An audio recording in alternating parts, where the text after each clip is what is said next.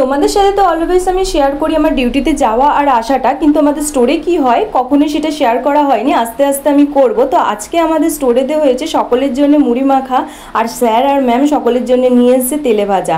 তো যাই হোক, মুড়ি মাখার জন্য এত কিছুই জিনিস দেওয়া হয়েছিল যে পুরো চাটের মতো হয়ে গেছিলো। সেটাই আমরা খেতে স্টার্ট করে দিয়েছি আগের থেকেই। তারপর এদিকে হচ্ছে মিল্ক টি, আর স্যার আর ম্যামের মুড়ি মাখাটা খুব ভালো লেগেছে, রিয়াকশানটা তো দেখেই বুঝতে পারছো। তো যাই হোক, আর সাথে কম্বিনেশন তো বুঝতেই পারছো যে দুধ চা।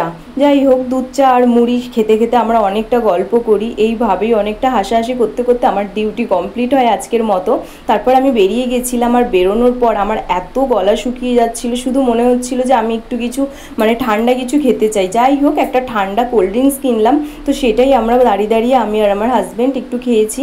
তো এইভাবেই আমরা বাড়ি চলে এসেছি, আর এসে বসেছি আমি আমার গোপালের জন্য ড্রেস তৈরি করতে। এই ড্রেসটা তোমাদের সাথে আমি পুরোপুরি শেয়ার করব জন্মাষ্টমীর দিন, কারণ ওকে পরানোর পর। আর আমি একটা কাজ করব শান্তিতে, সেটা তো হতে পারে না। দেখেছো পিছনে মোড়াটা শুধুমাত্র এদের জন্য তুলে রেখেছি, কারণ এরা উঠে পুরো দাঁতে করে মোড়ার বেতেগুলোকে কেটে দেয়।